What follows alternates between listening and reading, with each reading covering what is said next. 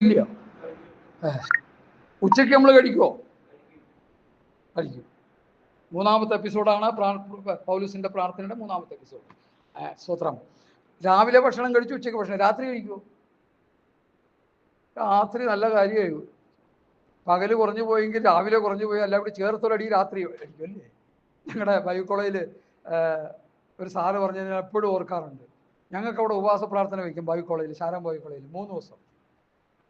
ചിലർ രാത്രി മാത്രം കഴിക്കും, ചിലർ 3 ദിവസം ഫുള്ളായിട്ട് ഉപവസിക്കും. അപ്പോൾ ഭാഷ പറയുക, നമ്മുടെ ഉപവാസമൊക്കെ എങ്ങനെ ഇരിക്കുന്നു? കൊള്ളാം ഭാഷ. രാവിലെ തൊട്ട് 3 ദിവസം വരെ ഉപവാസം. 3-ാം ദിവസം ഈ 3 നേരവും 3, 6, 9 നേരം കൂടി ഒറ്റ അടിക്ക് അടിക്കും. പിന്നെ എന്നാ ഉപവാസം അതുകൊണ്ട്? എന്നിട്ട് ശ്വാസം വിടാൻ വയ്യാണ്ട് വീട്ടിൽ അവിടെ കിടന്ന് ഭയങ്കര ബഹളമായിരിക്കും. സ്വത്രം. നമ്മുടെ ഭൗതികമായ ഭക്ഷണം കഴിക്കാൻ നമുക്ക് താല്പര്യമുണ്ട്, നമ്മൾ ചെയ്യുന്നു, അത് നല്ലതാണ്, അതങ്ങനെ തന്നെ വേണം, അതിനൊന്നും ഒരു കുറ്റം പറയുന്നില്ല. ആത്മീയമായ ആഹാരം നമ്മൾ എത്രത്തോളം ഭക്ഷിക്കുന്നു? ഇന്ന് രാവിലെ ഒരു 1-2 അധ്യായമെങ്കിലും വായിച്ച് പ്രാർത്ഥിച്ച എത്ര പേരുണ്ട്? കൈകാലൊന്നും പൊക്കണ്ട കേട്ടോ, ഞാൻ അതിനൊന്നും പറയില്ല. അവനവൻ്റെ ആത്മീകമായ ഫുഡ് സ്വീകരിച്ച് എത്ര പേരുണ്ട്? ഞാൻ 3 ഗ്ലാസ് പാല് കുടിച്ചു. പണ്ട് ഞാൻ ഒരു സ്ഥലത്ത് ഇങ്ങനെ പ്രസംഗിച്ചപ്പോൾ പറഞ്ഞു 3 ഗ്ലാസ് പാല് കുടി. അന്ന് ഞാൻ നല്ല വണ്ണത്തിരിക്കുന്ന സമയം. 3 ഗ്ലാസ് പാല് കുടിച്ചിട്ടാണ് നിങ്ങളുടെ മുമ്പിൽ വന്നിരിക്കുന്നത്. അപ്പോൾ അവർ പറഞ്ഞു കണ്ടാലുണ്ട് 3 ഗ്ലാസ് പാല് കുടിച്ചതിൻ്റെ ഒരു പകിട്ട് കാണാനുണ്ടെന്ന് പറഞ്ഞു. ഞാൻ വചനം പഠിച്ച കാര്യമാണ് പറഞ്ഞത്. അവർ വിചാരിച്ച പാല് കുടിച്ചെന്ന. കാരണം അവരുടെ ഉള്ളിൽ കിടക്കുന്ന ചിന്ത എന്താ? ഭൗതികമായ ഭക്ഷണം അല്ല ദൈവമക്കളെ. നമ്മൾ ദൈവവചനം ആത്മാവിൽ ധ്യാനിച്ച് പ്രാർത്ഥിച്ച് നമ്മൾ ബലപ്പെട്ട് കഴിയുമ്പോൾ നമ്മുടെ അകത്തെ മനുഷ്യൻ ശക്തിയോടെ ബലപ്പെടാനിടയായി തീരും. ഹല്ലേലൂയ.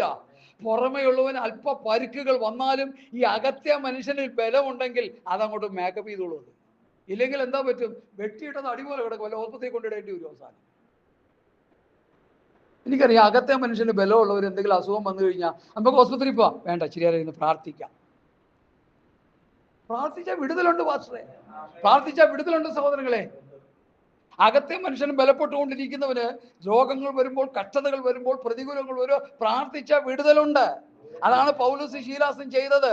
ബന്ധനം എന്ന് പറഞ്ഞ് അവിടെ ഇരുന്നുകൊണ്ട് അങ്ങോട്ടും ഇങ്ങോട്ടും പഴി പറഞ്ഞിരിക്കാതെ ദൈവത്തെ ആത്മാവിൽ ആരാധിച്ച് അകത്തെ മനുഷ്യൻ ബലപ്പെട്ട് കഴിഞ്ഞപ്പോൾ ദൈവത്തിന്റെ പ്രവൃത്തി അവിടെ വെളിപ്പെട്ടു.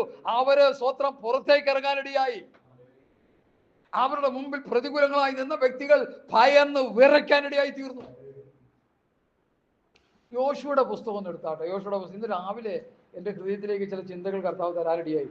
ആവർത്തനം യോശുവയുടെ പുസ്തകത്തിലെ ചില വാക്യങ്ങൾ എന്നെ വല്ലാതെ സ്തോത്രം സ്വാധീനിക്കാനിടയായി തീർന്നു. അത് ഞാൻ നിങ്ങളുടെ ചിന്തയ്ക്ക് വേണ്ടി വായിക്കുവാനായിട്ട് കർത്താവ് ശരണപ്പെടുന്നു. 2-ാം അധ്യായത്തിന്റെ 24-ാമത്തെ വാക്യം. 24-ാമത്തെ വാക്യം.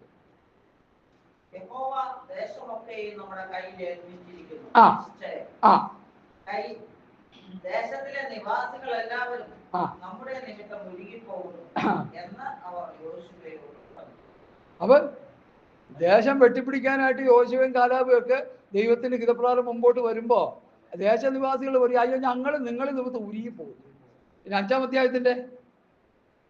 അധ്യായത്തിന്റെ ഒന്നാം വാക്യം. ഒത്തിരി ഉണ്ട്, ഞാൻ അവരുടെ മുമ്പിൽ യോർദാനിലെ വെള്ളം വറ്റിച്ചു കളഞ്ഞുവെന്ന് യോർദാന്റെ പടിഞ്ഞാറേ ഭാഗത്തുള്ള അമോര്യ രാജാക്കന്മാരൊക്കെയും സമുദ്രതീരത്തുള്ള കനാന്യ രാജാക്കന്മാരൊക്കെയും കേട്ടപ്പോൾ അവരുടെ ഹൃദയം ഉരുകിപ്പോയി. ഇസ്രായേൽ മക്കളുടെ നിമിത്തം അവരിൽ അശേഷം ചൈതന്യമില്ലാതെയായി. എന്തുകൊണ്ട് സുവിശേഷ വിരോധികൾ നമ്മൾ നിമിത്തം സംഭവിക്കുന്നില്ല? ഇന്ന് മുതൽ നിങ്ങൾ കുറിച്ചിട്ട് പ്രാർത്ഥിക്കുക. നിങ്ങളുടെ അകത്തെ മനുഷ്യൻ ബലപ്പെട്ട് ദൈവമായിട്ടുള്ള ബന്ധത്തിൽ ആത്മശക്തി പ്രാപിച്ച് ദൈവം പ്രാപിച്ച് സ്വത്രം ഈ ആക്ഷരിക കണ്ണുകളെക്കാൾ ഹൃദയദൃഷ്ടി പ്രകാശിച്ച് സ്വർഗീയമായ കാര്യങ്ങളെ കാണുകയും പഠിക്കുകയും അങ്ങനെ ആത്മാവിൽ ബലപ്പെടുകയും ചെയ്യുമ്പോൾ നമ്മളെ ഉപദ്രവിക്കാൻ വരുന്നവർക്ക് ഒരു ഭയമുണ്ടാകും നമ്മളിൽ കാണുമ്പോൾ. മഹാകവി സൈമൺ സാറിനെ കുറിച്ച് നിങ്ങൾ കേട്ടിട്ടുണ്ടോ എന്ന് എനിക്കറിയത്തില്ല. അദ്ദേഹം വർഷങ്ങൾക്ക് മുമ്പ്, നൂറ്റാണ്ടുകൾക്ക് മുമ്പ് നടന്ന സംഭവം ഞാൻ ഈ പറയുന്നത്. അദ്ദേഹം പ്രസംഗിച്ചുകൊണ്ടിരുന്ന സമയത്ത് ഒരു വരിവാളുമായിട്ട് ഒരുത്തും വെട്ടാമെന്നു എന്നാണ് പറയുന്നത്. വെട്ടാമെന്ന സമയത്ത് അദ്ദേഹം ഒരു സംഗീതജ്ഞനും കൂടിയാണ്, കവിയും കൂടിയാണ്. നിൽക്ക് സോദര എന്ന് പറഞ്ഞപ്പോൾ അവിടെ നിന്നുപോയി. അവിടെ നിന്നുപോയി. അവിടെ നിൽക്കാൻ പറഞ്ഞു. ദേവദാസന്മാർക്ക് അധികാരമുണ്ട്. യോശുവയും കാലേബും ദേശം പിടിക്കാനായിട്ട് ദൈവത്തിന്റെ ഹിതത്തിനനുസരിച്ച് കാൽച്ചൂടുകൾ മുമ്പോട്ട് വന്ന് അവർ ദേശത്തിന്മേൽ സ്വത്രം അതിന്റെ പിടിമുറുക്കിയപ്പോൾ എന്ത് ചെയ്തു? ദേശനിവാസികൾ നിങ്ങൾ നിമിത്തം ഞങ്ങളുടെ ഹൃദയം ഉരുകയാണ്. അപ്പൊ അവർ പുറകോട്ട് പോവുകയാണ് ചെയ്യുന്നത്. ഇപ്പൊ നമ്മൾ അങ്ങനെയല്ലല്ലോ, അടിക്കുകയല്ലേ ചെയ്യുന്നത്. എന്തുകൊണ്ടാ? നമ്മളിൽ ആത്മശക്തിയില്ല, നമ്മളിൽ ദൈവകൃപയില്ല, നമ്മൾ ക്രിസ്തുവിന്റെ സ്നേഹമില്ല, നമ്മൾ വചനമനുസരിച്ച് ജീവിച്ച് നല്ല ആത്മീയരാകുന്നില്ല. തന്നിമിത്തം നമുക്കെതിരെ വരുന്ന പിശാചിന്റെ ശക്തികൾ നമ്മോട് പോരാടുകയാണ്, നമ്മൾ മുറിവേറ്റ് പിൻവാങ്ങുക ചെയ്യുന്നത്. ഇതിലൊരു മാറ്റം 2026 സംഭവിക്കണം. അതിനെന്ത് ചെയ്യും? അകത്തെ മനുഷ്യനെ ബലപ്പെടുത്തണം, ഇന്നർമേൻ ശക്തി ആർജിക്കണം, ദൈവസന്നിധി പ്രാർത്ഥിക്കണം. നിങ്ങൾ പുറത്തുള്ള മനുഷ്യന് എന്തൊക്കെ ആഹാരം കൊടുക്കും? ഏറ്റവും നല്ല ഫുഡ് നമ്മൾ വാങ്ങിക്കഴിക്കും, നല്ല കാര്യം, കഴിച്ച് തന്നെ ആകണം. നല്ല ഫുഡ് കഴിച്ചാൽ നല്ല ആരോഗ്യത്തോടെ ജീവിക്കാൻ പറ്റത്തുള്ളൂ. അത് അങ്ങനെ ഇരിക്കട്ടെ. അപ്പോൾ തന്നെ അകത്തെ മനുഷ്യന് എന്ത് വേണം? നന്നായി വചനധ്യാനം ഉണ്ടാകണം, നന്നായി പ്രാർത്ഥന ഉണ്ടാകണം, നന്നായിട്ട് ഉപദേശങ്ങൾ വായിച്ചു പഠിക്കണം, പുതിയ നിയമ സത്യങ്ങൾ നമ്മുടെ ഹൃദയത്തിൽ വഹിക്കണം. കൊലോസ്യ ലേഖനത്തിൽ ഒരു കുഞ്ഞു വാക്യമുണ്ട്, ഇങ്ങനെ ക്രിസ്തുവിന്റെ വചനം സകല ജ്ഞാനത്തോടുകൂടെ, അങ്ങനെയില്ലേ? ഉണ്ടല്ലോ, ക്രിസ്തുവിന്റെ വചനം സകല ജ്ഞാനത്തോടുകൂടി നിങ്ങളിൽ വസിക്കട്ടെ. നമ്മളിൽ ഏത് വചനമാ വസിക്കുന്നത്? മോശയുടെ വചനമാണോ വസിക്കുന്നത്? അത് ക്രിസ്തുവിന്റെ വചനമാണോ വസിക്കുന്നത്? ക്രിസ്തുവിന്റെ ഉപദേശമാണോ നമുക്കുള്ളത്? മോശയുടെ ഉപദേശമാണോ നമുക്കുള്ളത്? കർത്താവായ യേശു ക്രിസ്തുവിന്റെ പഥ്യവചനവും ഭക്തിക്കൊത്ത് ഉപദേശവും നമ്മളിൽ വസിക്കട്ടെ. ക്രിസ്തുവിന്റെ പ്രമാണം നമ്മളിൽ വസിക്കട്ടെ. ഞാൻ നിങ്ങളോട് കൽപ്പിച്ചതൊക്കെയും പ്രമാണിപ്പാൻ കൊണ്ട് ഉപദേശിച്ചുകൊണ്ട് സകല ജാതികളെയും ശിഷ്യരാക്കിക്കൊള്ളുവിനെന്ന് കർത്താവ് പറഞ്ഞ ആ കർത്താവിന്റെ മഹത്വരമായ വചനങ്ങളിൽ നമ്മളിൽ വസിച്ചു കഴിഞ്ഞാൽ ക്രിസ്തു നമ്മളിലുണ്ട്. പെട്ടെന്നൊന്നും കയറി ആരെയും നമ്മളൊന്നും അറ്റാക്കൊന്നും ചെയ്യത്തില്ല. ഇനി അഥവാ അറ്റാക്ക് ചെയ്തിട്ട് നമ്മൾ മരിക്കട്ടെന്ന്, ഇതാർക്ക് മനസ്സിലാകാതെ കിടക്കുന്ന ഒരു മർമ്മമാണ്. നമ്മളെ കൊല്ലുമ്പോൾ നമ്മൾ ചത്താൽ എന്താ കുഴപ്പം? പൗലൂസും പത്രോസും പറഞ്ഞ പോലെ ഈ കൂടാരത്തെ അല്ലേ പൊളിച്ചു കളയുന്നത്. ആരെ ഭയപ്പെടണമെന്നാ കർത്താവ് പഠിപ്പിച്ചേ? എന്ന് പറഞ്ഞ ആരെങ്കിലും ആരെ ഭയപ്പെടണമെന്നാ കർത്താവ് പഠിപ്പിച്ചേ? ദേഹിയെയും കൊല്ലുവാൻ കഴിയുന്ന ദൈവത്തെ ഭയപ്പെടാൻ. കൂടാരത്തെ പൊളിക്കുന്നവർ ഭയപ്പെടേണ്ടെന്ന് ഞാൻ എപ്പോഴും പറയുന്ന ഭാഗങ്ങളാണല്ലോ ഇത്. സ്തെഫാനോസിനെ തല്ലിക്കൊന്ന് കല്ലെറിഞ്ഞു കൊന്നൊരു കൊൽക്കൂമ്പാരമാക്കി വെച്ചപ്പോൾ യഹൂദന്മാരും അന്നത്തെ റോമക്കാരും വിചാരിച്ച് സംഭവമെല്ലാം തീർന്നു. സ്തെഫാനോസ് ആയിരുന്നു ഭയങ്കര തീപ്പൊരി പ്രസംഗം. അവനെ കൊന്നതോടുകൂടി ദൈവസഭ മുടിഞ്ഞെന്ന്. അവന്റെ വസ്ത്രം പിടിച്ചോണ്ടിരുന്ന ശൗൽ എന്ന ചെറുപ്പക്കാരൻ ന്യായപ്രമാണത്തിന്റെ സ്വത്രം നല്ല ശക്തമായ പഠനം ലഭിച്ചവൻ, ഗമാലിയന്റെ പാദപീഠത്തിൽ നിന്ന് ന്യായപ്രമാണം മുടിനാര് കീറി പഠിച്ച ആ ശൗൽ എന്ന് പറഞ്ഞ പൗലോസ്, സ്തെഫാനോസ് മരിച്ചു കഴിഞ്ഞപ്പോൾ ദൈവത്തിന്റെ സന്ദർശനം അവന്റെ മേലുണ്ടായി. എന്റെ പ്രസംഗ ഭാഷ നിങ്ങൾ ശ്രദ്ധിക്കണം. 1000 സ്തെഫാനോസിന്റെ ശക്തിയോടെ ദൈവം പൗലോസിനെ എഴുന്നേൽപ്പിക്കുക ചെയ്തത്. ദൈവസഭയെ തകർക്കുവാൻ ആർക്കും കഴിയത്തില്ല. 1-ാം നൂറ്റാണ്ട് മുതൽ ദൈവസഭ ശക്തിയോടെ നിലനിന്ന് പോരുകയാണ്. അതിനെ തകർക്കാൻ രാജാക്കന്മാരും പ്രധാനികളും വലിയ വലിയ ദേശനിവാസികളും പ്രഭുക്കന്മാരൊക്കെയും അവരുടെ ആയുധങ്ങൾ പ്രയോഗിച്ചെങ്കിലും ദൈവസഭ ഇന്ന് ഭൂമിയിലുണ്ട്. അവരെ തകർക്കാൻ ശ്രമിച്ചവരെല്ലാം നശിച്ചു പോയിട്ടേ ഉള്ളൂ. സുവിശേഷത്തിന്റെ ശക്തി എന്ന് പറഞ്ഞാൽ കർത്താവിന്, സുവിശേഷം എന്ന് പറഞ്ഞാൽ എന്താ സുവിശേഷം? ദാവീദിന്റെ സന്തതിയായി ജനിച്ച് മരിച്ച് അടക്കപ്പെട്ട് ഉയർത്തെഴുന്നേറ്റ യേശു ക്രിസ്തുവിനെ റോമൻ സാമ്രാജ്യത്തിന് അടക്കി വെക്കാൻ കഴിയാത്തവനാണ് ഇവിടെ കിടക്കുന്ന ഈ ചെറിയ ആൾക്കാർ എന്നാ ചെയ്യാൻ പോകും? ഇവിടെ ചരിത്രം പഠിക്കേ, വേദപുസ്തകം പഠിക്കേ, ഹിസ്റ്ററി പഠിക്കേ, ബിബ്ലിക്കൽ ഹിസ്റ്ററി പഠിക്കേ. റോമൻ സാമ്രാജ്യത്തെ പോലൊരു സാമ്രാജ്യം ഈ ലോകത്തിൽ ഉണ്ടായിട്ടില്ല. ആ റോമൻ സാമ്രാജ്യത്തിന്റെ ഇമ്പീരിയൻ മുദ്രയെ പൊട്ടിച്ചുകൊണ്ട് ദൈവപുത്രനായ യേശുക്രിസ്തു ഉയർത്തെഴുന്നേറ്റെങ്കിൽ യേശുക്രിസ്തുവിനൊക്കെ പറഞ്ഞത് യഹൂദ ഗോത്രത്തിലെ സിംഹമാണ്. ആ സിംഹത്തിന്റെ സിംഹക്കുട്ടികളാകുന്ന എന്നെ നിങ്ങളെയും തളർത്താനും നിരാശപ്പെടുത്താനും ഒരു ശക്തിക്കും കഴിയില്ലെന്ന് വിശ്വസിക്കേ.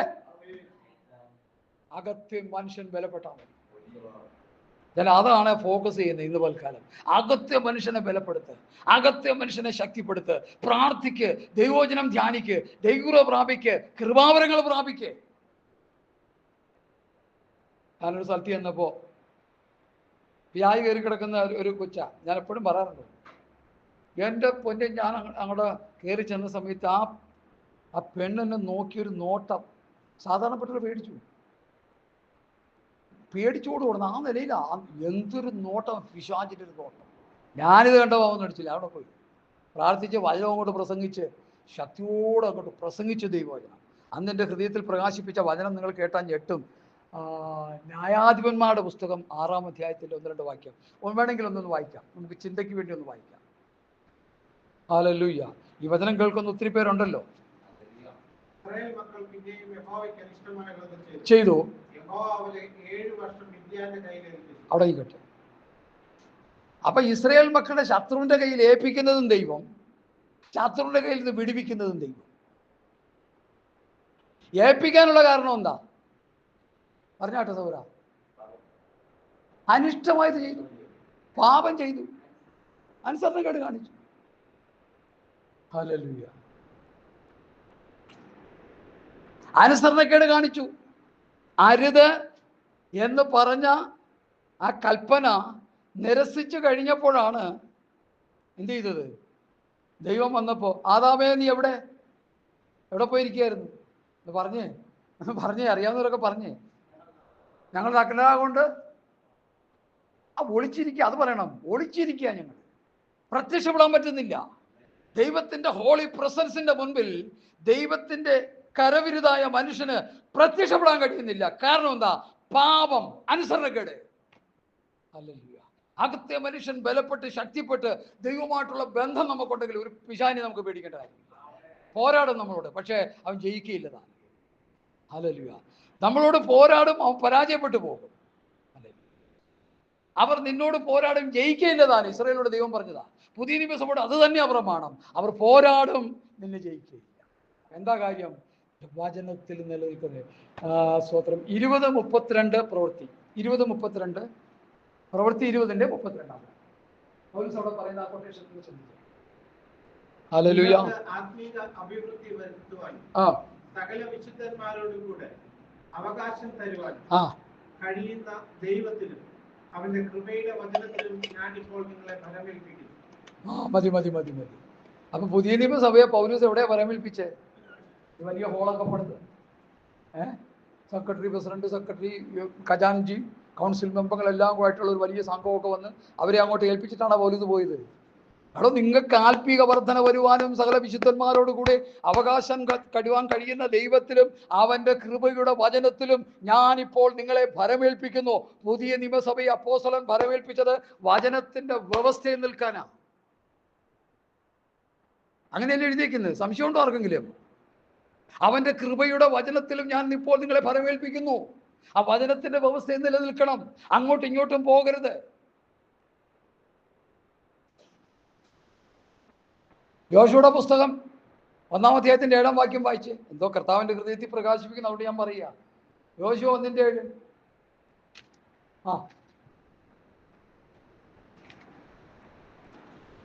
യോശുവ 1:7. എന്റെ ദാസനായ മോശ നിന്നോട് കൽപ്പിച്ചിട്ടുള്ള ന്യായപ്രമാണം ഒക്കെയും അനുസരിച്ച് നടക്കേണ്ടതിന് ഉറപ്പും ധൈര്യവും ഉള്ളവനായിരിക്കും. ആമേൻ. നീ ചെല്ലുന്നിടത്തൊക്കെ സുഖമായിരിക്കേണ്ടത്. സ്തോത്രം. അത് വിട്ട് ഇടത്തോട്ടോ വലത്തോട്ടോ മാറരുത്. ഓഹോ. അപ്പൊ ന്യായപ്രമാണം ഏറ്റുവാങ്ങിയ മോശയുടെ പ്രമാണം അനുസരിക്കാനായിട്ട് ഇസ്രായേൽ മക്കളോട് ദൈവം പറയുന്നത്, മോശയുടെ വിക്കറ്റ് പോയി. വിക്കറ്റ് പോയെന്ന് പറഞ്ഞാൽ നമുക്ക് ഒരു എന്താ പറയാ, ക്രിക്കറ്റ് അറിയുന്നത് മനസ്സിലാവുന്നത്. മോശയുടെ സ്ഥാനത്ത് നിന്ന് സെൻട്രൽ പാസ്റ്ററിനെ ദൈവം മാറ്റി. ഇന്നിപ്പം മാറിയാലും മാറാത്ത പാസ്റ്റർമാരാ. അത് ഞാൻ പറയുന്നില്ല, അതിലേക്കൊന്നും പോകുന്നില്ല. പാസ്റ്റർ മാറ്റിയിട്ട് ഞാൻ അതിനിടയ്ക്ക് വന്നു പോകണ്ടെന്ന് പറഞ്ഞു പോവുക. ഒരു പാസ്റ്ററോട് പറഞ്ഞു ഈ ചർച്ചയിൽ നിന്ന് മാറിപ്പോണമെന്ന് പറഞ്ഞു. ആര് പറഞ്ഞു? കേന്ദ്രത്തിൽ നിന്ന് ഉത്തരവ് വന്നിട്ടുണ്ട്. അപ്പൊ പുള്ളി പറഞ്ഞു കൊച്ചുകളൊക്കെ പഠിക്കുക, പല സാങ്കേതിക തടസ്സങ്ങളിലേക്ക് കൂടുതൽ പോകാൻ പറ്റത്തില്ലെന്ന്. ഉടനെ കേന്ദ്രത്തിൽ അറിയപ്പെടുന്നു, മാറിപ്പോകാൻ പറഞ്ഞു. ഞാനാ പറയണം മാറാമെന്ന് പറഞ്ഞു. പുള്ളി പറഞ്ഞു പോകത്തില്ലെന്ന് പറഞ്ഞില്ല. അവസാനം എന്തായി? കേസ് കോടതിയിലായി. കോടതി കൊണ്ടത് കേസ് കൊടുത്തേക്ക്. പൗലോസ് ചോദിക്കുന്നു, നിങ്ങളിൽ അഭിപ്രായ വ്യത്യാസം ഉണ്ടാകുന്നതിന് പോരായ്മക്കേടാണ്, നിങ്ങൾ അത് തീർക്കാൻ ജ്ഞാനിയുള്ള ഒരു മനുഷ്യൻ നിങ്ങളുടെ ഇല്ലയോ? 1 കൊരിന്ത്യർ 6.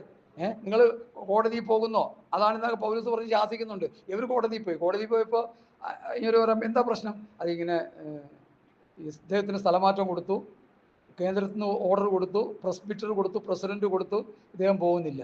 എന്താ കാരണം? ഇന്ന കാരണങ്ങളൊക്കെ ഉണ്ട്. ശരി, ഒരു കാര്യം ചെയ്യും, രണ്ടുപേരുടെ കയ്യിലിരിക്കുന്ന എന്തോ വേദോസ്തം ഇങ്ങോട്ട് വെക്കാൻ പറഞ്ഞു. നടന്ന സംഭവമാണ്. വേദോസ്തം ഇവിടെ വെക്കാൻ പറഞ്ഞു. ഇനി നിങ്ങൾക്ക് പോകാം. ജഡ്ജി പറയാ നിങ്ങൾക്ക് പോകാം. ശരി, അല്ല ഈ പുസ്തകം അത് യോഗ്യന്മാർ വരുമ്പോൾ എടുത്തോളൂ, നിങ്ങൾക്ക് പോവാം. എങ്ങനെയുണ്ട്? 4 പേര് കേൾക്കട്ടെ പാസ്റ്റർ ഇതൊക്കെ. ഞാനും ഒരു പാസ്റ്ററാ.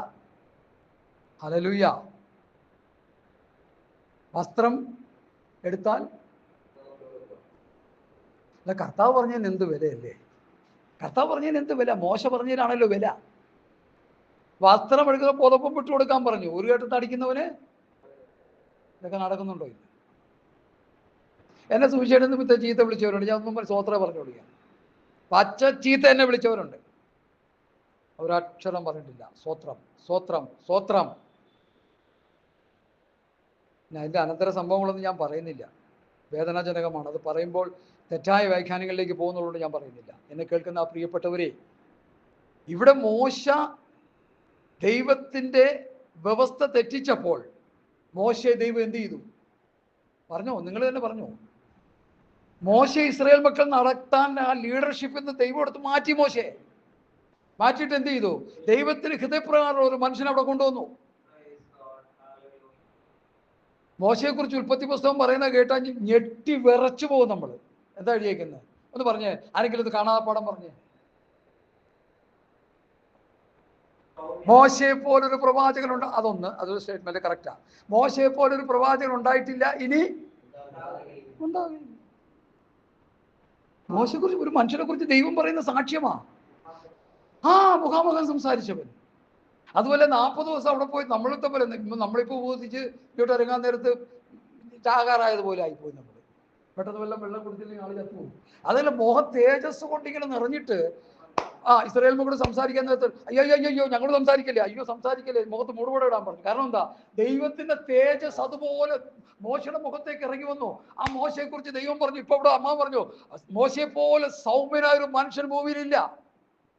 നമ്മൾ വിചാരിക്കരുത് സൗമ്യതയാണ് ദൈവത്തിന്റെ ബ്ലെസ്സിങ് എന്ന് ചിന്തിക്കരുത്. അതൊരു ബ്ലെസ്സിങ്ങിന്റെ പാർട്ടാണ്.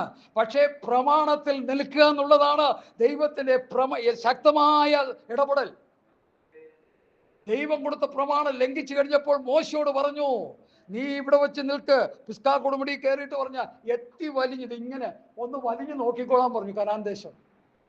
എന്നിട്ട് അവനോട് എന്താ പറഞ്ഞു? പാസ്റ്റർ എന്ന് പറഞ്ഞു, നീ കാണും കടക്കത്തില്ലെന്ന് പറഞ്ഞു. അപ്പോൾ ദൈവത്തിന്റെ പ്രവാചകനല്ലേ മോശ? ദൈവത്തിൻ്റെ ഒരു സ്വഭാവം ഉണ്ടെന്നുള്ളത് മനസ്സിലാക്കണം. സ്വാഭാവിക കൊമ്പുകളെ ആദരിക്കാതെ പോയെങ്കിൽ നിന്നെയും ആദരിക്കാം. ഇതാ ദൈവത്തിന്റെ സ്വഭാവമാണ്. നമുക്കത് മാറ്റാൻ പറ്റത്തില്ല. ദൈവം സ്നേഹസമ്പന്നനാണ്. ദൈവം ദഹിപ്പിക്കുന്ന അഗ്നിയാണ്. ദൈവത്തിന്റെ പ്രവൃത്തി നമ്മൾ ആരും മെഷർമെന്റുകൾ അളക്കരുത്. ദൈവത്തിന് പ്രധാനം നാം വചനത്തിന്റെ വ്യവസ്ഥയിൽ നിലനിൽക്കുന്നു എന്നുള്ളതാണ്. Hallelujah, hallelujah. ഞാൻ ചില സന്ദർഭങ്ങളിൽ ഒന്ന് പാളിപ്പോകുന്ന സമയത്ത് ഞാൻ ദൈവസന്നിധിയിൽ നിന്ന് പറഞ്ഞ് പ്രാർത്ഥിക്കും, കർത്താവേ, ഞാൻ ഇന്ന വിഷയത്തിൽ എനിക്കൊരു വീഴ്ച സംഭവിച്ചു. അങ്ങനെ പറയുന്നതിന് എന്താ കുഴപ്പം? യാക്കോബിന്റെ ലേഖനം 3-ാം അധ്യായത്തിന്റെ ആദ്യ വാക്യം നമുക്ക് കാണാതറിയാമോ? സഹോദരന്മാരെ, നാം പലതിലും തെറ്റി അങ്ങോട്ട് പോവുകയാണ് ചെയ്യണ്ടേ. തെറ്റിപ്പോയിട്ട് ആ വഴി അങ്ങ് പോയാൽ നരകത്തിലോട്ട് പോയി വീഴും. ഞാൻ തെറ്റിപ്പോയി കർത്താവേ, എന്നോട് കരുണ കാണിക്കണം കർത്താവേ എന്ന് പറഞ്ഞ് മടങ്ങി വന്ന് യഥാസ്ഥാനപ്പെട്ട് പുത്രനെ ചുംബിപ്പിനെന്നല്ലേ സങ്കീർത്തനം. വഴിയിൽ വെച്ച് നശിച്ചു പോകാതിരിക്കാൻ പുത്രനെ ചുംബിക്കാന്ന് പറഞ്ഞാൽ എന്താ? എവിടെയാ പുത്രൻ ഇരിക്കുന്നത്? പുത്രന്റെ പ്രമാണത്തിലേക്ക് മടങ്ങി വരണം, യഥാസ്ഥാനപ്പെടണം, ദൈവത്തോട് നിലവിളിക്കണം. കർത്താവെ, ഞാൻ തോൽവി അടഞ്ഞു പോയി, കർത്താവെ, ഞാൻ തെറ്റിപ്പോയി എന്ന് പറഞ്ഞ് ദൈവത്തോട് നിലവിളിച്ച് നിരപ്പ് പ്രാപിച്ചു കഴിയുമ്പോൾ ദൈവം നമ്മുടെ പാപങ്ങളെ ക്ഷമിച്ച് നമ്മെ ശുദ്ധീകരിപ്പാൻ തക്കോണം വിശ്വസ്തനും നീതിമാനുമാകുന്നു. നമ്മളെപ്പോലെ അല്ല ദൈവം. ദൈവത്തിന് നീതിയുണ്ട് നമ്മളോട്. ദൈവം ദയാലുവാണ്, കരുണയുള്ളവനാണ്. തെറ്റുകളെ സമ്മതിക്കണം. എൻ്റെ ജീവിതത്തിലെ ക്രിസ്തീയ വിജയം എന്തെന്ന് ചോദിച്ചാൽ, എവിടെയെങ്കിലും ഞാൻ പാളിപ്പോയാൽ, ആരെങ്കിലും എനിക്കെതിരെ വിരൽ ചൂണ്ടിയാൽ, ഞാൻ ഉടനെ ദൈവസന്നിധിയിൽ പ്രാർത്ഥിക്കും, കർത്താവെ, ഞാൻ തെറ്റിപ്പോയി, കർത്താവ് എൻ്റെ ജീവിതത്തിൽ ബലഹീനത വന്നുപോയി, കർത്താവ് എൻ്റെ ജീവിതത്തിൽ അങ്ങനെ ഒരു ഇടപെടൽ ഉണ്ടായിപ്പോയി, കർത്താവെ, ഞാൻ ബലഹീനനായിപ്പോയി, എന്നോട് കരുണ കാണിക്കണമെന്ന് പറഞ്ഞ് ദൈവസന്നിധിയിൽ ഏൽപ്പിച്ചു കൊടുത്ത് ശുദ്ധീകരണം പ്രാപിച്ചു കഴിയുമ്പോൾ ആ പ്രാഗൽഭ്യത്തിലേക്ക് നമ്മൾ ദൈവം പിന്നെ കൊണ്ടുവരികയാണ്. അല്ലെങ്കിൽ എന്ത് ചെയ്യും? സ്റ്റെപ്പ് ബൈ സ്റ്റെപ്പായിട്ട് നമ്മൾ താണ് ബലഹീന മനുഷ്യനായി. എത്രയോ പേർ ആത്മീയഗോളത്തിൽ പോയി. ദ്രവ്യാഗ്രഹം ഉള്ളിൽ കയറി എത്രയോ പേര് നശിച്ചു പോയി. ദ്രവ്യാഗ്രഹം സകലവിധ ദോഷത്തിന് മൂലമല്ലോ. ഇത് ചിലർ കാക്ഷിച്ചിട്ട് വിശ്വാസം വിട്ടോടുന്ന് ബഹുദുഃഖങ്ങൾക്ക് അധീനരായി. പാസ്റ്റർമാർ ബഹുദുഃഖങ്ങൾക്ക് അധീനരായി കിടക്കുക. എന്തുകൊണ്ട്? ദ്രവ്യാഗ്രഹം. എനിക്ക് വേണ്ടി നിങ്ങൾ പ്രാർത്ഥിക്കുമ്പോൾ സാമ്പാസ്റ്റർ ഒരു ദ്രവ്യാഗ്രഹി അല്ലാതെ തീരാൻ താവിടെയാക്കുന്നത് പ്രാർത്ഥിച്ചാൽ മതി. വേറെ ഒന്നും പ്രാർത്ഥിക്കണം. ഒരു കസേര മോഹി ആകാതിരിക്കാൻ പ്രാർത്ഥിച്ചാൽ മതി. വേറെ ഒന്നും പ്രാർത്ഥിക്കേണ്ട. ഇതാണ് മനുഷ്യനെ തകർത്ത് തരിപ്പണമാക്കിയിട്ടിരിക്കുന്നത്. എല്ലാവർക്കും കസേര വേണം, എല്ലാവർക്കും പണം വേണം. അത് സ്വത്രം, അതിനുവേണ്ടി കിടന്നങ്ങ് ആക്രാന്തം കാണിക്കുക. എന്താ കാര്യം? അകത്തെ മനുഷ്യനിൽ ബലമില്ല, ആത്മീക ശക്തിയില്ല. 2 കൊരിന്ത്യർ 4-ാം അധ്യായത്തിന്റെ 7-ാം വാക്യത്തിൽ ആത്മശക്തിയെ കുറിച്ച് പറയുന്നത് നിങ്ങളൊന്ന് വായിച്ചേ, ഒന്ന് പഠിച്ചേ. Praise the Lord. സ്തോത്രം.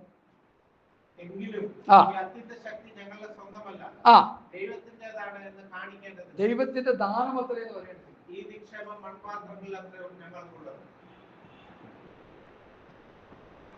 പറഞ്ഞു വായിച്ചു. അല്ല ഒന്നുകൂടി വായിച്ചു. എങ്കിലും ഈ അത്യന്ത ശക്തി ഞങ്ങളുടെ സ്വന്തമെന്നല്ല, ദൈവത്തിന്റെ ദാനമത്രേ എന്ന് പറയേണ്ടതിന്. ഇംഗ്ലീഷ് ബൈബിളിൽ ഒന്ന് വായിക്കാമോ? ആ നിക്ഷേപം എന്നുള്ളിടത്ത് എന്താ എഴുതിയിരിക്കുന്നത്? ഇംഗ്ലീഷ് ബൈബിൾ ഒന്ന് വായിച്ചേ. ഇംഗ്ലീഷ് ഒന്ന് വായിച്ചേ. ട്രഷർ എന്താ എഴുതിയിരിക്കുന്നത്? 2 കൊരിന്ത്യർ 4:7. അതാ വാക്യം എന്നെ പിടിച്ച് കുലുക്കി. എങ്കിലും ഈ അത്യന്ത ശക്തികളുടെ സ്വന്തമെന്നല്ല എന്ന് പറയേണ്ടതിന് ഈ നിക്ഷേപം 4:7. 2 കൊരിന്ത്യർ 4:7 ഉറച്ചു വായിക്കും.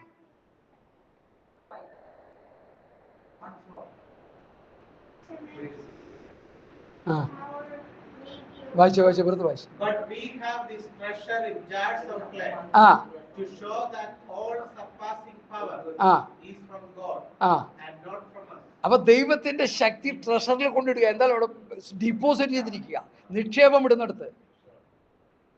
നമ്മൾ ഡോളറോ റിയാലോ പണമോ എല്ലാം കൊണ്ടെടുത്തിട്ട് പശുവിനെ വയ്ക്കുന്ന ചാണകക്കുഴി കൊണ്ടാണ് ഇടുന്നത്. പശുവിനെ വേണ്ടി ചാണകം ഇടുന്നതിൻ്റെ അപ്പുറത്തോട്ട് മാന്തി ഇട്ടിട്ട് കുറച്ച് ഡോളറും കുറേ റിയാലും അവിടെ കൊണ്ടിടുന്നത്. എടാ, ഈ പരിശുദ്ധാത്മാവിന്റെ ശക്തി ഇത് നിക്ഷേപമാണ്. ഇത് അതിന്റെ യോഗ്യന്മാരാർക്കും അത് കിട്ടത്തുള്ളൂ. ഇത് ദൈവത്തിന്റെ സൃഷ്ടിയായ മനുഷ്യൻ വിശുദ്ധമായ സ്ഥലത്താണ് ഈ നിക്ഷേപം സ്വരൂപിക്കേണ്ടത്, ഈ നിക്ഷേപം വെക്കേണ്ടത്. അവിടെ പറയുന്നത് എങ്കിലും ഈ അത്യന്ത ശക്തി ഞങ്ങളുടെ സ്വന്തമല്ല എന്ന് പറയേണ്ടത്. ഈ നിക്ഷേപം ഞങ്ങളുടെ മൺപാത്രത്തിൽ പകർന്നിരിക്കുക. നിരക്ഷരപുക്ഷികളായ പത്രോസ്, യോഹന്നാൻ, യാക്കോബ്, പൗലോസ് മാത്രമേ ഉള്ളൂ ഇച്ചിരി വിദ്യാഭ്യാസമുള്ളതും വിവരമുള്ളതും. ബാക്കിയെല്ലാം ഒരു വക അറിഞ്ഞൂടാത്ത കുഞ്ഞുങ്ങളാണ് അവരെ. ലോകത്തിന്റെ ജ്ഞാനം അവർക്കില്ല. ഈ ലോകത്തിലെ ജ്ഞാനം പോഷത്വമാണെന്ന് പൗലോസ് പറഞ്ഞു വെച്ചു. പൗലോസും പറഞ്ഞു, ഞാനും സഹോദരന്മാരെ നിങ്ങളുടെ വന്നപ്പോൾ ക്രിസ്തുവിനെ കുറിച്ച് മാത്രം എനിക്ക് അറിഞ്ഞാൽ മതി, മറ്റൊന്നും എനിക്ക് അറിയണ്ട. നമുക്കിപ്പോ എന്തൊക്കെ അറിയണം? ലോകത്തിന്റെ അറിവുകൾ മുഴുവൻ വാരി കോരി കൂട്ടുന്ന പാസ്റ്റർമാര്. അവരിൽ ദൈവശക്തി ഇല്ല, അവരിൽ ദൈവകൃപയില്ല, അവരിൽ വചനത്തിന്റെ ജ്ഞാനമില്ല, സകല വചനത്തിലും പരിജ്ഞാനത്തിലും അവർ സമ്പന്നരല്ല. പിന്നെ ആരെ നന്നാക്കാൻ നടക്കുകയാണ് അവര്? എന്റെ ചോദ്യം. ഹല്ലേലൂയ. കാനഡയിൽ നിന്നൊരു ആന്റി എന്നെ ഇടയ്ക്കിടയ്ക്ക് വിളിച്ചിട്ട് പാസ്റ്റർ ഇത് ഏത് ബൈബിൾ കോളേജിലാണ് പഠിച്ചത്? ഞാൻ പറഞ്ഞു, ഞാൻ ശാരദ ബൈബിൾ കോളേജിൽ പഠിച്ചിട്ടുണ്ട്. പുസ്തകം എവിടെ എഴുതി, ആരെഴുതി, എവിടെ വെച്ച് എഴുതി, അങ്ങനെ എഴുതി, ഇങ്ങനെ എഴുതി, അതിലെ വിഷയ വിഭജനം ഇതൊക്കെ പഠിച്ചിട്ടുണ്ട്. ഇത് ഞാൻ ആത്മാവിൽ പഠിച്ചതാണ്. ഇത് ഞാൻ പട്ടിണി കിടന്ന് മുഴങ്കാലിലിരുന്ന് പഠിച്ചതാണ്. കർത്താവിൽ നിന്ന് പ്രാപിക്കുകയും നിങ്ങൾ കേൾപ്പിച്ചു തരികയും ചെയ്തത് എന്തെന്നാൽ പൗലോസ് പറഞ്ഞ പോലെ നമുക്കും കഴിയും പാസ്റ്റർ. നമ്മൾ അതിന് ശ്രമിച്ചാൽ മതി. നമ്മൾ ദൈവവചനം പഠിക്കാനായിട്ട് പ്രാർത്ഥനയോടെ ദൈവപാദത്തിൽ ഇരുന്നാൽ മതി. ദൈവാത്മാവിന്റെ സഹായം നമ്മൾ അപേക്ഷിച്ചാൽ മതി. ദൈവം നമ്മളെ പഠിപ്പിക്കും. 3.5 വർഷം കർത്താവിന്റെ കൂടെ നടന്ന അപ്പോസ്തലന്മാര് 3.5 വർഷം കൊണ്ട് അവര് ആരിൽ നിന്നാ പഠിച്ചേ? സർട്ടിഫിക്കറ്റ് വല്ലതും കിട്ടിയോ അവർക്ക്? 3.5 വർഷം കഴിഞ്ഞപ്പോൾ പറഞ്ഞ് സർട്ടിഫിക്കറ്റ് ഒക്കെ തരാം, എല്ലാവരും കൂടി കൂടിയിരുന്നോളാം പറഞ്ഞു. എന്നോട് കേട്ട പിതാവിന്റെ ഭാഗത്തോട് നിങ്ങൾ കാത്തിരിക്കണം. കാത്തിരുന്നിട്ട് എന്ത് ചെയ്യും? സർട്ടിഫിക്കറ്റ് മോളിൽ നിന്ന് ഞാൻ അയച്ചു തരും, അത് എന്ത് ചെയ്യണം? എല്ലാവരും പ്രാപിച്ചോണം. പ്രാപിച്ചു കഴിഞ്ഞിട്ട് എന്ത് ചെയ്യണം? ലോകത്തിൻ്റെ നാനാഭാഗത്തേക്ക് പോകും. അവരത് ചെയ്തു. നമുക്കിപ്പോൾ അതിന് നേരമില്ല. We are busy. നമ്മൾ ബിസിയാണ്. നമുക്ക് ശുശ്രൂഷ ശുശ്രൂഷ ശുശ്രൂഷ, പ്രവർത്തനം പ്രവർത്തനം പ്രവർത്തനം. പിന്നെ പ്രവർത്തിച്ച് കാണ കഴുകുന്നത് പോലും സുവിശേഷ വേലയുടെ ഭാഗമാക്കിയ പാർട്ടന്മാരുണ്ട്. എനിക്കത് കണ്ടപ്പോൾ എനിക്ക് അവർക്ക് സങ്കടം തോന്നി. ആരാണ്ടും ശുചീയ പ്രവർത്തനം ചെയ്യുന്നെന്ന് പറഞ്ഞു. പാർട്ടന്മാർ ഞങ്ങളും വരാമെന്ന് പറഞ്ഞു. ഒരു എടുത്ത് കാണയൊക്കെ കഴുകി പുല്ലൊക്കെ പറിച്ച് ഈ കണ്ടിട്ടില്ലേ ഈ അതിനെന്താ പറയുന്നത്? ഈ കാണ കഴുകുന്നതും ചെയ്യുന്ന ജോലി ആരാ ചെയ്യുന്നത്? സാധാരണ കോർപ്പറേഷൻകാർ നിയമിക്കുന്ന ഒരു ഗ്രൂപ്പ് ഉണ്ടല്ലോ, തൊഴിലുറപ്പ്. അവരാണ് ചെയ്യുന്നത്. ഇപ്പം നമ്മൾ തൊഴിലുറപ്പിലേക്ക് പോയിരിക്കുക. തെരഞ്ഞെടുപ്പ് വന്നപ്പോൾ കർത്താവിൻ്റെ ശിഷ്യന്മാരോട് വന്നിട്ട് പ്രവൃത്തി പുസ്തകം 7-ാം അധ്യായത്തിലുണ്ട് സംഭവം. എടുത്തു പറയാൻ വായിച്ച് പറയാൻ സമയം എൻ്റെ മുമ്പിലില്ല. അപ്പോൾ അവിടെ ചെന്നിട്ട് പറഞ്ഞു, ഞങ്ങൾക്കൊരു കാര്യം ചെയ്യാം, ഒരു 7 പേരെ ഞങ്ങൾക്ക് നിയമിച്ച് താന്ന് പറഞ്ഞു. ഒരു സെലക്ഷൻ നടത്തി ചെയ്യാൻ പറഞ്ഞു. അപ്പോൾ എന്താ പറഞ്ഞു അപ്പോസ്തലന്മാർ? നിങ്ങൾ തിരഞ്ഞെടുത്തോളാൻ പറഞ്ഞു. നിങ്ങൾ തിരഞ്ഞെടുത്തോളാൻ പറഞ്ഞു. 7 പേരെ മേശയിൽ ശുശ്രൂഷിക്കാൻ വേണ്ടി 7 പേര് വേണം. നിങ്ങൾ തിരഞ്ഞെടുത്തോ. ഞങ്ങൾക്ക് അതിന് നേരമില്ലെന്ന് തോന്നുന്നു. ഞങ്ങൾക്ക് എന്താ നേരം? അതൊന്ന് പറഞ്ഞു. അതാരെങ്കിലും ഒന്ന് പറയണം. പ്രാർത്ഥനയിലും വചന ശുശ്രൂഷയിലും ഉറ്റിരും. യെസ്, ഞാൻ ചെയ്യുന്നതാ. എനിക്ക് വേറെ ഒന്നും ചെയ്യാനില്ല. ഞാൻ സുവിശേഷ വേലയ്ക്ക് വേണ്ടി ഇറങ്ങി ശേഷം വല്ലതും അവരോടെയും പോയി കിടന്ന് മെഴുകാനൊന്നും ഞാൻ പോകാറില്ല. ഞാൻ വചന പ്രാർത്ഥനയിൽ വചന ശുശ്രൂഷിച്ചിരിക്കുക. കർത്താവിൻ്റെ ഹൃദയത്തിൽ പ്രകാശിപ്പിക്കുന്നിടത്ത് പോയി ദൈവവചനം പറയുക. ആരെങ്കിലും വിളിച്ചാൽ സന്തോഷത്തോടെ പോയി പറയുക. സ്വത്രം എടാ, പറയുന്ന വചനം അനുസരിച്ച് ഞാൻ ജീവിക്കുന്നുള്ളൂ എന്ന് ഞാൻ നോക്കുക. ആ വചനം കേട്ടവർക്ക് വേണ്ടി പ്രാർത്ഥിക്കുക. അങ്ങനെയൊക്കെ ദൈവസഭയുടെ നവീകരണത്തിലും ദൈവസഭയുടെ കർത്താവിൻ്റെ വരെയുള്ള ഒരുക്കത്തിനും വേണ്ടി എളിയ ശുശ്രൂഷ ചെയ്ത് മുമ്പോട്ട് പോവുക. എല്ലായിടത്തും കിടന്ന് വരികഴിഞ്ഞാൽ നമുക്ക് ഒന്നൊരു ചുക്കും ചെയ്യാൻ കഴിയത്തില്ല. Hallelujah, hallelujah. ദൈവവചനം വിഭാവിച്ചു കൊടുക്കുക എന്നുള്ളതാണ് ഒരു ദൈവദാസനെ സംബന്ധിച്ചിടത്തോളം ഏറ്റവും പ്രധാനം. സത്യവചനത്തെ യഥാർത്ഥമായി പ്രസംഗിച്ചുകൊണ്ട് ദൈവത്തിന് കൊള്ളാകുന്ന നിൽക്കാൻ ശ്രമിക്കുക എന്നുള്ള ദൈവദാസന്റെ ഉത്തരവാദിത്വം. അത് വിട്ടിട്ട് അവിടെ ഇവിടെയും കയറി ആവശ്യമില്ലാത്തടത്തെല്ലാം കയറി പണ്ടാരണ്ടും പറഞ്ഞല്ലോ, വഴിയെ പോണ നായ ഇങ്ങനെ ഓടിപ്പോവുക. ഒന്നും അറിയാതെ എൻ്റെ ചെവിയിലോട്ട് കയറി ഇങ്ങനെ ഒരു പിടി പിടിച്ചു, ഒറ്റക്കടി കടിച്ചു. അയ്യോ എന്നെ കടിച്ചതെന്ന് പറഞ്ഞ് പിന്നെ എന്ത് ചെയ്യുക? ആശുപത്രിയിൽ പോയി. വല്ല ആവശ്യമുണ്ടോ? ആവശ്യമില്ലാത്ത കാര്യങ്ങൾ നമ്മൾ ഇടപെടണ്ടല്ലോ. ദൈവദാസന്മാരെ സംബന്ധിച്ചിടത്തോളം എന്ത് ചെയ്യണമെന്ന് വചനം പറയുന്നുണ്ട്. അപ്പോസ്തലന്മാരുടെ ഫോളോവേഴ്സാണ് നമ്മൾ. അവരെന്ത് ചെയ്തു? നമ്മൾ ചെയ്യുക. അവർ പറഞ്ഞ ഉപദേശം നമ്മൾ പറയുക. അവരെങ്ങനെ ഉപദേശിച്ചു? നമ്മൾ അങ്ങനെ ഉപദേശിക്കുക.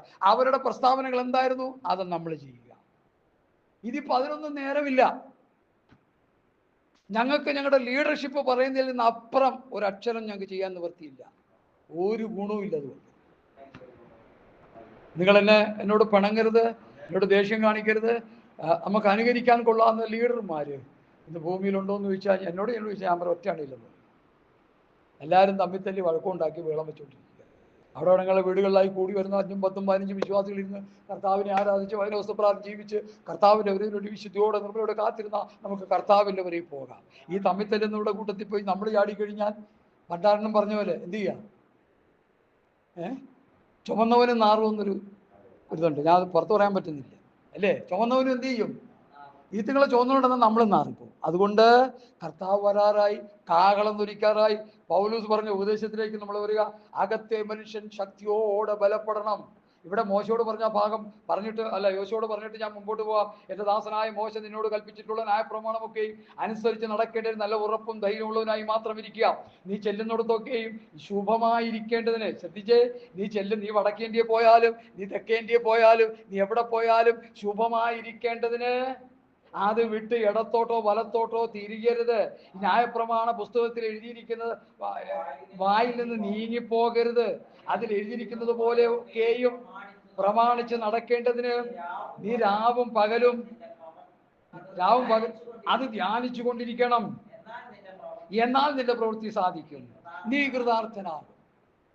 കാരണം മുമ്പും പോയ ലീഡർഷിപ്പിലെ ഏറ്റവും കരുത്തനായ സാരഥി എന്തു പറ്റി? ദൈവം നീക്കിക്കളഞ്ഞിട്ട് ഒരു സാധു മനുഷ്യനെ അവിടെ നിയമിക്കുക. അപ്പൊ അവനോട് ആ മുമ്പേ പോയ വ്യക്തിയുടെ ഗതികെട്ട അവസ്ഥ നിനക്ക് വരാതിരിക്കാൻ ഇടത്തോട്ടോ വലത്തോട്ടോ തിരിയരുത്. വചനം വിട്ട് ഇടത്തോട്ടോ വലത്തോട്ടോ നമ്മൾ പോകരുത്. പൗലോസ് നേരത്തെ പറഞ്ഞ 20:32 വരിക.